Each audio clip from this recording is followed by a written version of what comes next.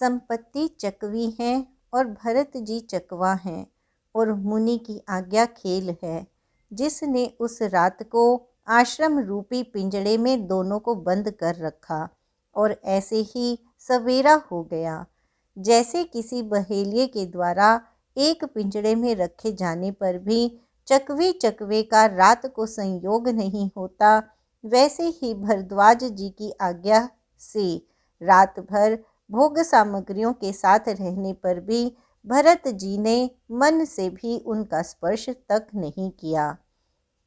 प्रातःकाल भरत जी ने तीर्थराज में स्नान किया और समाज सहित मुनि को सिर नवाकर और ऋषि की आज्ञा तथा आशीर्वाद को सिर चढ़ाकर दंडवत करके बहुत विनती की।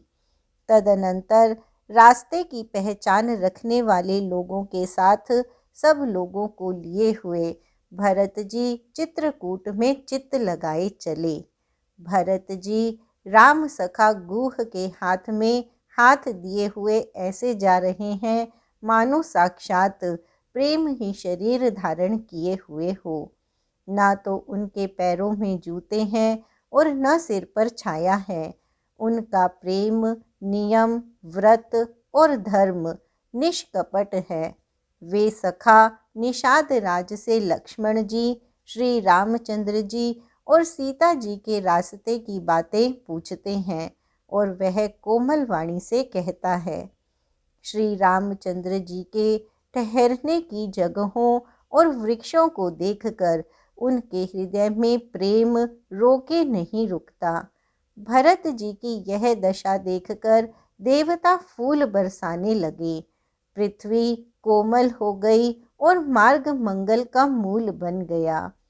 बादल छाया किए जा रहे हैं, सुख देने वाली सुंदर हवा बह रही है। भरत जी के जाते समय मार्ग जैसा सुखदायक हुआ वैसा श्री रामचंद्र जी को भी नहीं हुआ था। रास्ते में असंख्य जड़ चेतन जीव थे। उनमें से जिनको प्रभु श्री रामचंद्र जी ने देखा अथवा जिन्होंने प्रभु श्री रामचंद्र जी को देखा, वे सब उसी समय परम पद के अधिकारी हो गए। परंतु अब भरत जी के दर्शन ने तो उनका भव रूपी रोग मिटा ही दिया। श्री राम दर्शन से तो वे परम पद के अधिकारी ही हुए थे, परंतु भरत दर्शन से उन्हें वह परम पद प्राप्त हो गया। भरत जी के लिए यह कोई बड़ी बात नहीं है। जिन्हें श्री राम जी स्वयं अपने मन में स्मरण करते रहते हैं। जगत में जो भी मनुष्य एक बार राम कह लेते हैं, वे भी तरने तारने वाले हो जाते हैं। फिर भरत जी तो श्री रामचंद्र जी के प्यारे तथा उनके छोटे भाई ठहरे, तब भला उनके लिए मार्ग मंगलदायक कैसे न हो। सिद्ध, साधु और श्रेष्ठ मुनि ऐसा कह रहे हैं और भरत जी को देखकर हृदय में हर्ष लाभ करते हैं। भरत जी के इस प्रेम के प्रभाव को देखकर देवराज इंद्र को सोच हो गया कि कहीं इनके प्रेमवश श्री राम जी लौट न जाएं और हमारा बना बनाया काम बिगड़ जाए। संसार भले के लिए भला और बुरे के लिए बुरा है। मनुष्य जैसा आप होता है, जगत उसे वैसा ही दिखता है। उसने गुरु बृहस्पति से कहा, हे प्रभो, वही उपाय कीजिए जिससे श्री रामचंद्र जी और भरत जी की भेंट ही ना हो। श्री रामचंद्र जी संकोची और प्रेम के वश हैं और भरत जी प्रेम के समुद्र हैं। बनी बनाई बात बिगड़ना चाहती है, इसलिए कुछ हल ढूंढकर उसका उपाय कीजिए। इंद्र के वचन सुनते ही देवगुरु बृहस्पति जी मुस्कुराए। उन्होंने 1000 नेत्रों वाले इंद्र को ज्ञान रूपी नेत्रों से रहित समझा और कहा, हे देवराज, माया के स्वामी श्री रामचंद्र जी के सेवक के साथ कोई माया करता है तो वह उलटकर अपने ही ऊपर आ पड़ती है। उस समय तो श्री रामचंद्र जी का रुख जानकर कुछ किया था, परंतु इस समय कुचाल करने से हानि ही होगी। हे देवराज, श्री रघुनाथ जी का स्वभाव सुनो। वे अपने प्रति किए हुए अपराध से कभी रुष्ट नहीं होते, पर जो कोई उनके भक्त का अपराध करता है वह श्री राम की क्रोधाग्नि में जल जाता है। लोक और वेद दोनों में इतिहास प्रसिद्ध है। इस महिमा को दुर्वासा जी जानते हैं। सारा जगत श्री राम को जपता है। वे श्री राम जी जिनको जपते हैं उन भरत जी के समान श्री रामचंद्र जी का प्रेमी कौन होगा। हे देवराज, रघुकुल श्रेष्ठ श्री रामचंद्र जी के भक्त का काम बिगाड़ने की बात मन में भी ना लाइए। ऐसा करने से लोक में अपयश और परलोक में दुख होगा और शोक का सामान दिनों दिन बढ़ता ही चला जाएगा। हे देवराज, हमारा उपदेश सुनो। श्री राम जी को अपना सेवक परम प्रिय है। वे अपने सेवक की सेवा से सुख मानते हैं और सेवक के साथ वैर करने से बड़ा भारी वैर मानते हैं। यद्यपि वे सम हैं, उनमें न राग है न रोष है और न वे किसी का पाप पुण्य और गुण दोष ही ग्रहण करते हैं। उन्होंने विश्व में कर्म को ही प्रधान कर रखा है। जो जैसा करता है वह वैसा ही फल भोगता है। तथापि वे भक्त और अभक्त के हृदय के अनुसार सम और विषम व्यवहार करते हैं। भक्त को प्रेम से गले लगा लेते हैं और अभक्त को मार कर तार देते हैं। गुण रहित, निर्लेप, मान रहित और सदा एक रस भगवान श्री राम भक्त के प्रेम वश ही सगुण हुए हैं। श्री राम जी सदा अपने भक्तों की रुचि रखते आए हैं। वेद, पुराण, साधु और देवता इसके साक्षी हैं। ऐसा हृदय में जानकर कुटिलता छोड़ दो और भरत जी के चरणों में सुंदर प्रीति करो। हे देवराज इंद्र, श्री रामचंद्र जी के भक्त सदा दूसरों के हित में लगे रहते हैं। वे दूसरों के दुख से दुखी और दयालु होते हैं। फिर भरत जी तो भक्तों के शिरोमणि हैं, उनसे बिल्कुल न डरो। प्रभु श्री रामचंद्र जी सत्य प्रतिज्ञ और देवताओं का हित करने वाले हैं और भरत जी श्री राम जी की आज्ञा के अनुसार चलने वाले हैं। तुम व्यर्थ ही स्वार्थ के विशेष वश होकर व्याकुल हो रहे हो। इसमें भरत जी का कोई दोष नहीं, तुम्हारा ही मोह है। देवगुरु बृहस्पति जी की श्रेष्ठ वाणी सुनकर इंद्र के मन में बड़ा आनंद हुआ और उनकी चिंता मिट गई। तब हर्षित होकर देवराज फूल बरसाकर भरत जी के स्वभाव की सराहना करने लगे। इस प्रकार भरत जी मार्ग में चले जा रहे हैं। उनकी प्रेममयी दशा देखकर मुनि और सिद्ध लोग भी सिहाते हैं। भरत जी जब भी राम कहकर लंबी सांस लेते हैं तभी मानो चारों ओर प्रेम उमड़ पड़ता है। उनके प्रेम और दीनता से पूर्ण वचनों को सुनकर वज्र और पत्थर भी पिघल जाते हैं। अयोध्या वासियों का प्रेम कहते नहीं बनता। बीच में निवास करके भरत जी यमुना जी के तट पर आए। यमुना जी का जल देखकर उनके नेत्रों में जल भर आया। श्री रघुनाथ जी के श्याम रंग का सुंदर जल देखकर सारे समाज सहित भरत जी प्रेम विह्वल होकर श्री राम जी के विरह रूपी समुद्र में डूबते डूबते विवेक रूपी जहाज पर चढ़ गए। अर्थात यमुना जी का श्याम वर्ण जल देखकर सब लोग श्याम वर्ण भगवान के प्रेम में विह्वल हो गए और उन्हें ना पाकर विरह व्यथा से पीड़ित हो गए।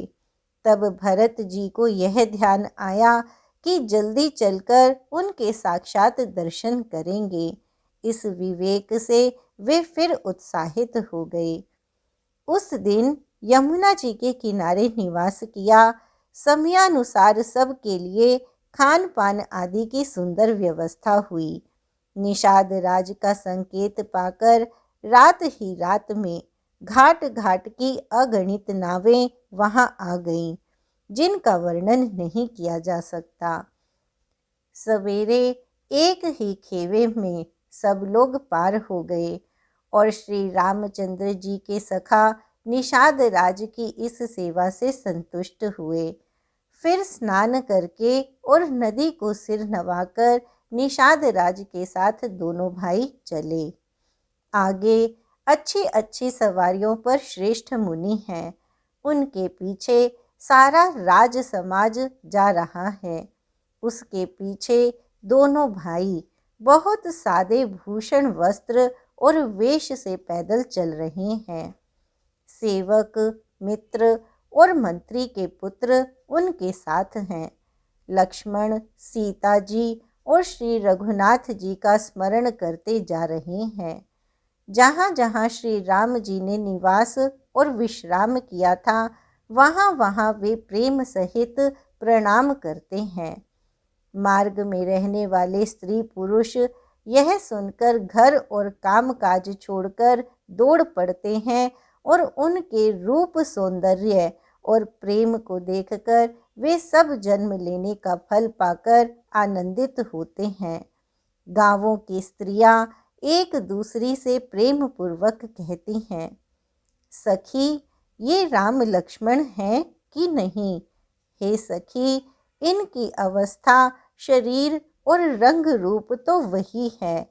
शील, स्नेह उन्हीं के सदृश है और चाल भी उन्हीं के समान है। परंतु हे सखी, इनका ना तो वह वेश है, ना सीता जी ही संग हैं और इनके आगे चतुरंगिनी सेना चली जा रही है। फिर इनके मुख प्रसन्न नहीं है, इनके मन में खेद है। हे सखी, इसी भेद के कारण संदेह होता है। उसका तर्क अन्य स्त्रियों के मन भाया। सब कहती हैं कि इसके समान सयानी कोई नहीं है।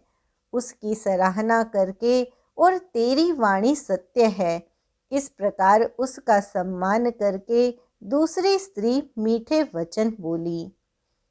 श्री राम जी के राज तिलक का आनंद जिस प्रकार से भंग हुआ था, वह सब कथा प्रसंग प्रेम पूर्वक कहकर फिर वह भाग्यवती स्त्री श्री भरत जी के शील, स्नेह और स्वभाव की सराहना करने लगी। वह बोली, देखो, ये भरत जी पिता के दिए हुए राज्य को त्याग कर पैदल चलते और फलाहार करते हुए श्री राम जी को मनाने के लिए जा रहे हैं। इनके समान आज कौन है? भरत जी का भाईपना, भक्ति और इनके आचरण कहने और सुनने से दुख और दोषों के हरने वाले हैं। हे सखी, उनके संबंध में जो कुछ भी कहा जाए वह थोड़ा है। श्री रामचंद्र जी के भाई ऐसे क्यों ना हो? छोटे भाई शत्रुघ्न सहित भरत जी को देखकर हम सब भी आज धन्य स्त्रियों की गिनती में आ गईं। इस प्रकार भरत जी के गुण सुनकर और उनकी दशा देखकर स्त्रियां पछताती हैं और कहती हैं, यह पुत्र कैकेयी जैसी माता के योग्य नहीं है। कोई कहती है, इसमें रानी का भी दोष नहीं है। यह सब विधाता ने ही किया है, जो हमारे अनुकूल है। कहाँ तो हम लोक और वेद दोनों की विधि से हीन कुल और करतूत दोनों से मलिन तुच्छ स्त्रियां, जो बुरे देश और बुरे गांव में बसती हैं, और स्त्रियों में भी नीच स्त्रियां हैं। और कहाँ यह महान पुण्यों का परिणाम स्वरूप इनका दर्शन। ऐसा ही आनंद और आश्चर्य गांव गांव में हो रहा है, मानो मरुभूमि में कल्प वृक्ष उग गया हो। भरत जी का स्वरूप देखते ही रास्ते में रहने वाले लोगों के भाग्य खुल गए, मानो देव योग से सिंघल द्वीप के बसने वालों को तीर्थराज प्रयाग सुलभ हो गया हो। इस प्रकार अपने गुणों सहित श्री रामचंद्र जी के गुणों की कथा सुनते और श्री रघुनाथ जी को स्मरण करते हुए भरत जी चले जा रहे हैं। वे तीर्थ देखकर स्नान और मुनियों के आश्रम तथा देवताओं के मंदिर देखकर प्रणाम करते हैं और मन ही मन यह वरदान मांगते हैं कि श्री सीता राम जी के चरण कमलों में प्रेम हो। मार्ग में भील, कौल आदि वनवासी तथा वानप्रस्थ, ब्रह्मचारी, सन्यासी और विरक्त मिलते हैं। उनमें से जिस तिस से प्रणाम करके पूछते हैं कि लक्ष्मण जी, श्री राम जी और जानकी जी किस वन में हैं, वे प्रभु के सब समाचार कहते हैं और भरत जी को देखकर जन्म का फल पाते हैं।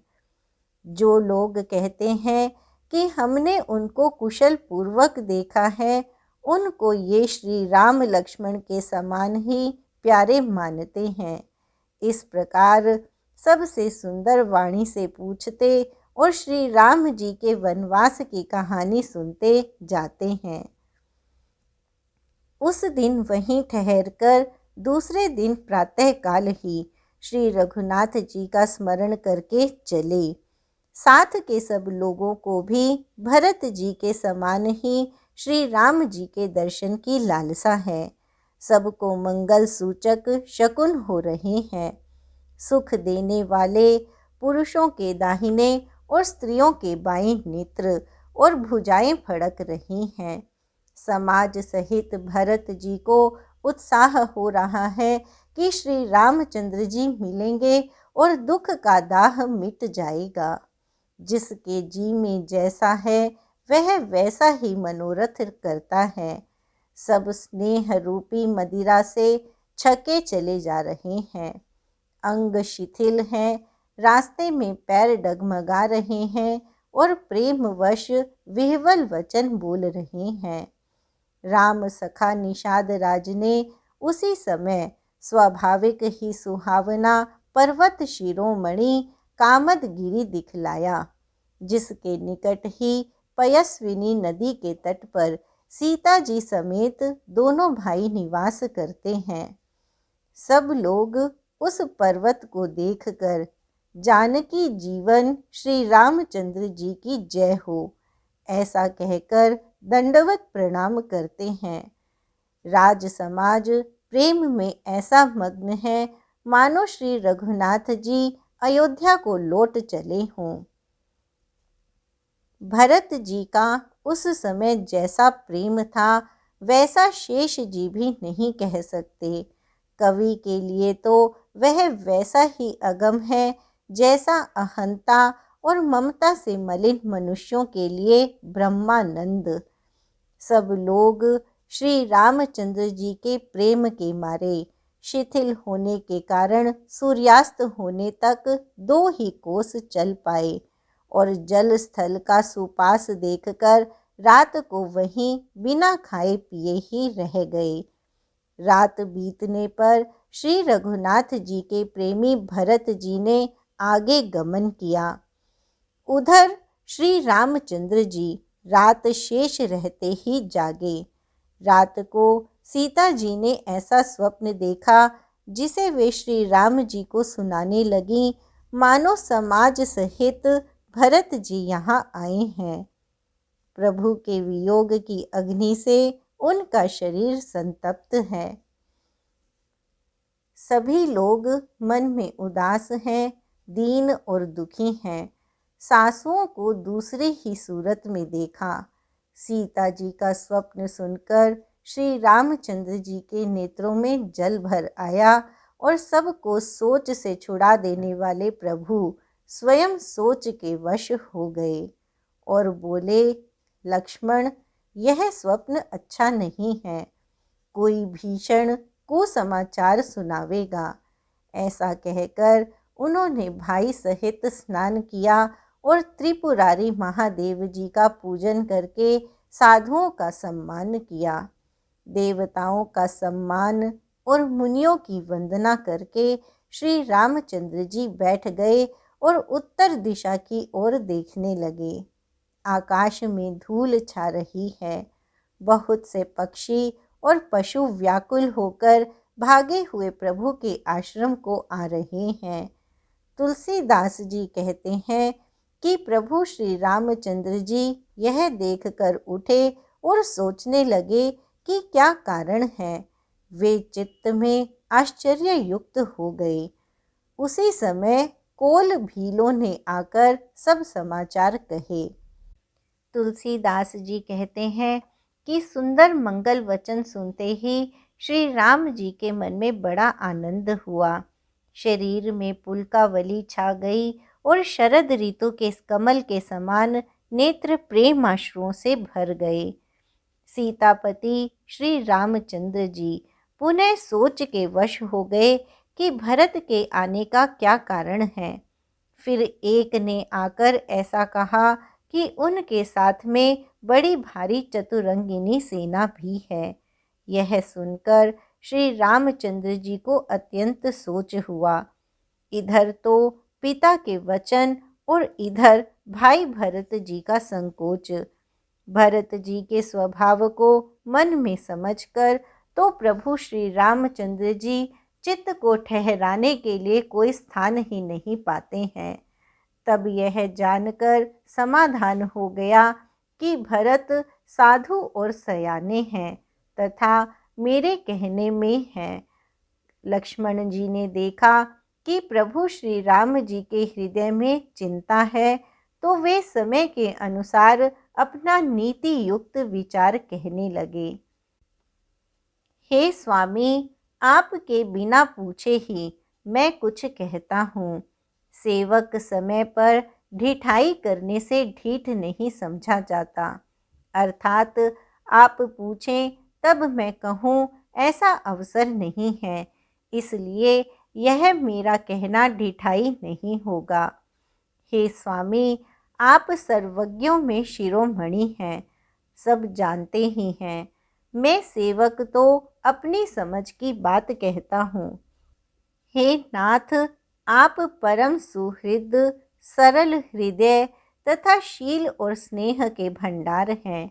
आपका सभी पर प्रेम और विश्वास है और अपने हृदय में सबको अपने ही समान जानते हैं, परंतु मूढ़ विषयी जीव प्रभुता पाकर मोहवश अपने असली स्वरूप को प्रकट कर देते हैं।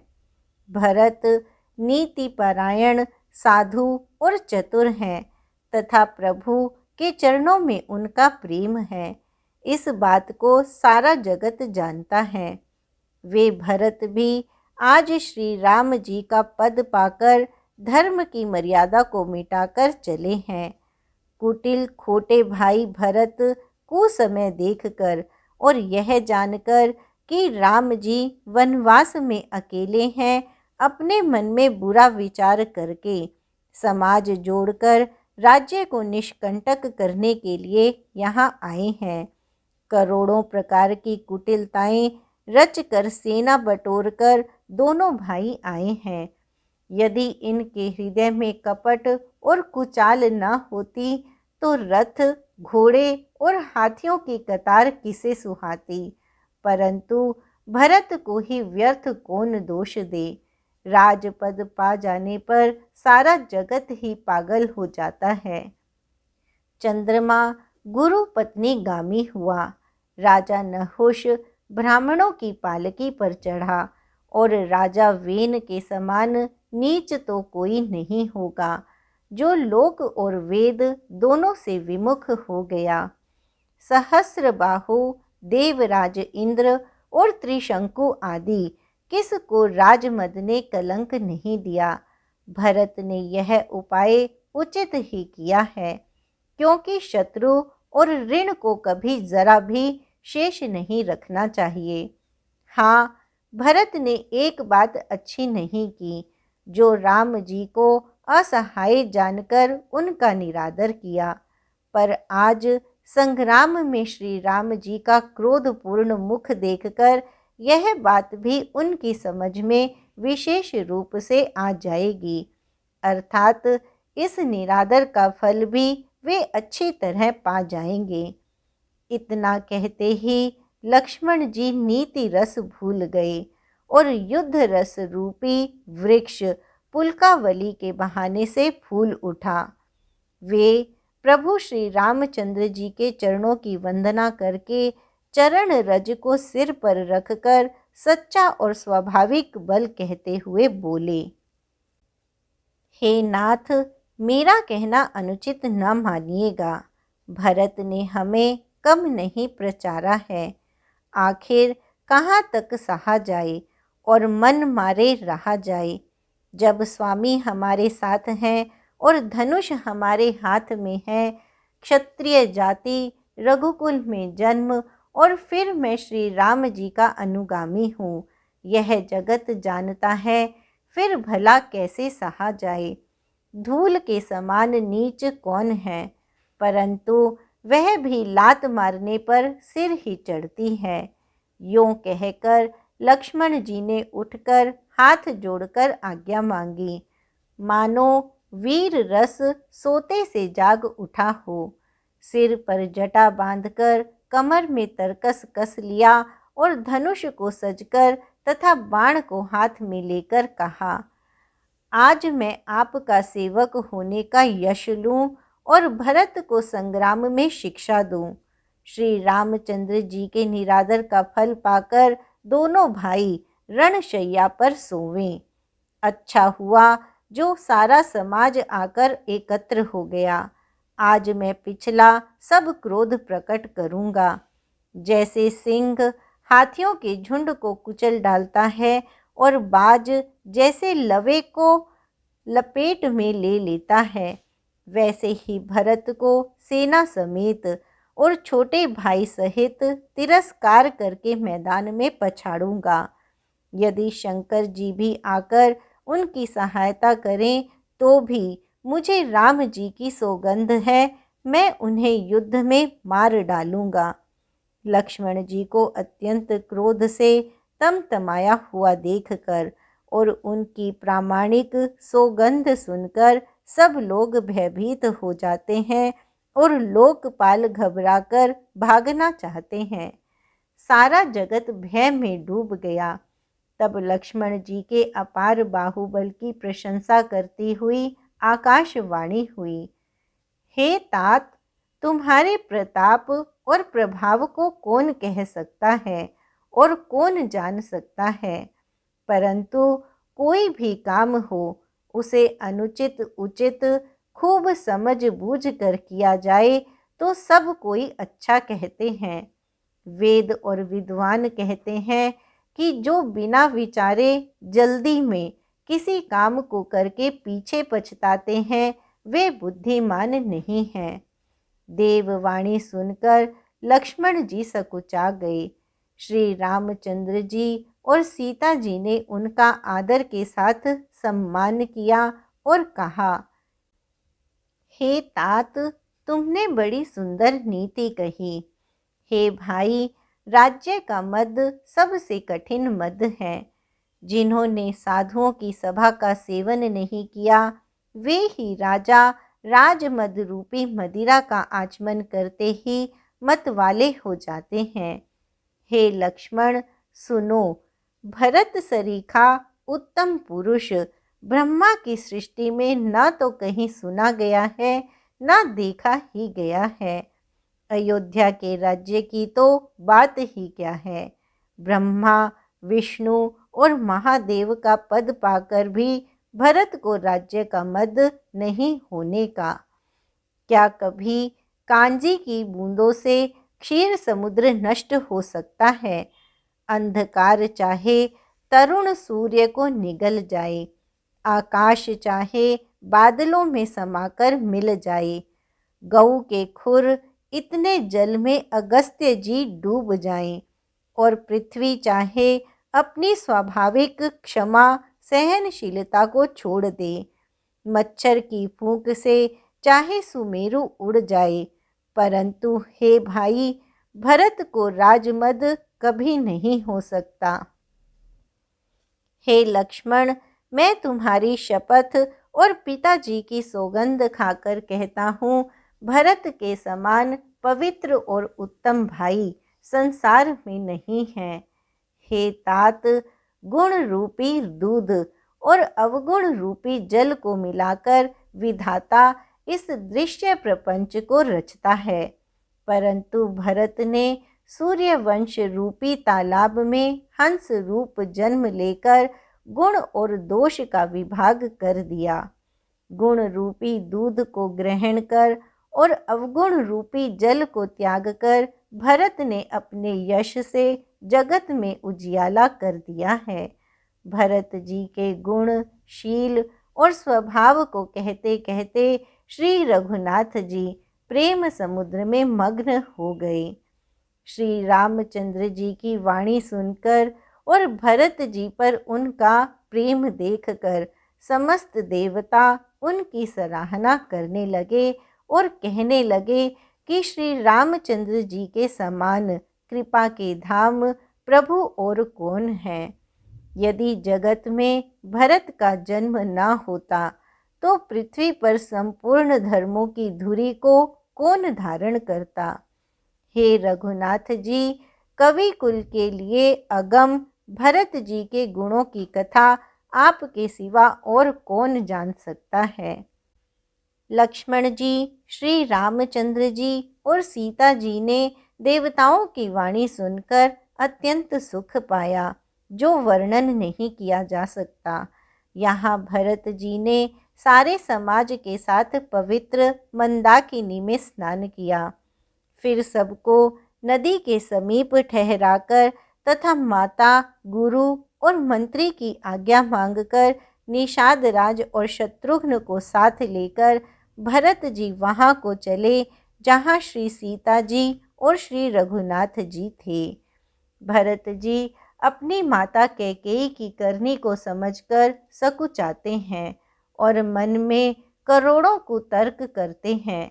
सोचते हैं, श्री राम, लक्ष्मण और सीता जी मेरा नाम सुनकर स्थान छोड़कर कहीं दूसरी जगह उठकर ना चले जाएं। मुझे माता के मत में जानकर वे जो कुछ भी करें सो थोड़ा है, पर वे अपनी ओर समझकर मेरे पापों और अवगुणों को क्षमा करके मेरा आदर ही करेंगे। चाहे मलिन मन जानकर मुझे त्याग दें, चाहे अपना सेवक मानकर मेरा सम्मान करें। मेरे तो श्री रामचंद्र जी की जूतियाँ ही शरण हैं। श्री रामचंद्र जी तो अच्छे स्वामी हैं, दोष तो सब दास का ही है। जगत में यश के पात्र तो चातक और मछली ही हैं, जो अपने नेम और प्रेम को सदा बनाए रखने में निपुण हैं। ऐसा मन में सोचते हुए भरत जी मार्ग में चले जाते हैं। उनके सब अंग संकोच और प्रेम से शिथिल हो रहे हैं। माता की हुई बुराई मानो उन्हें लौटाती है, पर धीरज की धुरी को धारण करने वाले भरत जी भक्ति के बल से चले जाते हैं। जब श्री रघुनाथ जी के स्वभाव को समझते हैं, तब मार्ग में उनके पैर जल्दी जल्दी पड़ने लगते हैं। उस समय भरत की दशा कैसी है? जैसी जल के प्रवाह में जल के भौरे की गति होती है। भरत जी का सोच और प्रेम देखकर उस समय निषाद विदेह हो गया। देह की सुध बुध भूल गया। मंगल शकुन होने लगे। उन्हें सुनकर और विचार कर निषाद कहने लगा, सोच मिटेगा, हर्ष होगा, पर फिर अंत में दुख होगा। भरत जी ने सेवक के सब वचन सत्य जाने और वे आश्रम के समीप जा पहुँचे। वहाँ के वन और पर्वतों के समूह को देखा तो भरत जी इतने आनंदित हुए मानो कोई भूखा अच्छा अन्न पा गया हो। जैसे इति के भय से दुखी हुई और तीनों आध्यात्मिक, आधि दैविक और आधि भौतिक तापों तथा क्रूर ग्रहों और महामारियों से पीड़ित प्रजा किसी उत्तम देश और उत्तम राज्य में जाकर सुखी हो जाए, भरत जी की गति ठीक उसी प्रकार की हो रही है। अधिक जल बरसना, न बरसना, चूहों का उत्पात, टिड्डियाँ, तोते और दूसरे राजा की चढ़ाई, खेतों में बाधा देने वाले इन 6 उपद्रवों को ईति कहते हैं। श्री रामचंद्र जी के निवास से वन की संपत्ति ऐसी सुशोभित है मानो अच्छे राजा को पाकर प्रजा सुखी हो। सुहावना वन ही पवित्र देश है। विवेक उसका राजा है और वैराग्य मंत्री हैं। यम तथा नियम योद्धा हैं। पर्वत राजधानी है। शांति तथा सुबुद्धि दोनों सुंदर पवित्र रानियां हैं।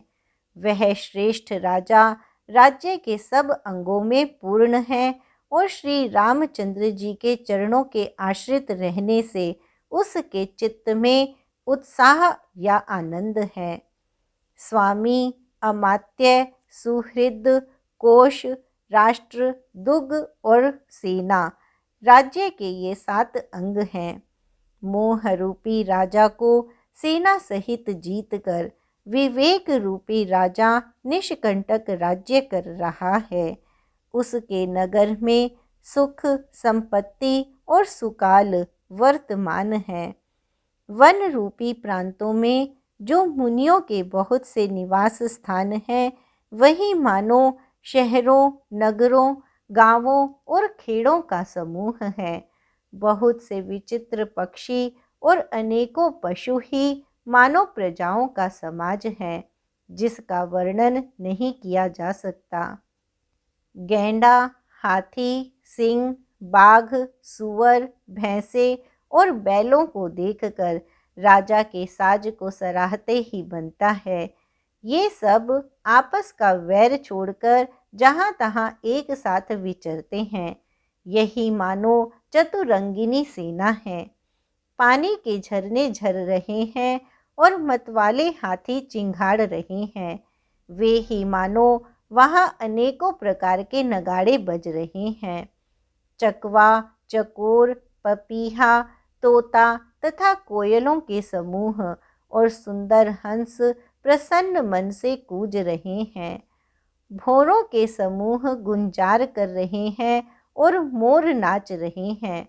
मानो उस अच्छे राज्य में चारों ओर मंगल हो रहा है। बेल, वृक्ष, तृण सब फल और फूलों से युक्त है। सारा समाज आनंद और मंगल का मूल बन रहा है। श्री राम जी के पर्वत की शोभा देखकर भरत जी के हृदय में अत्यंत प्रेम हुआ।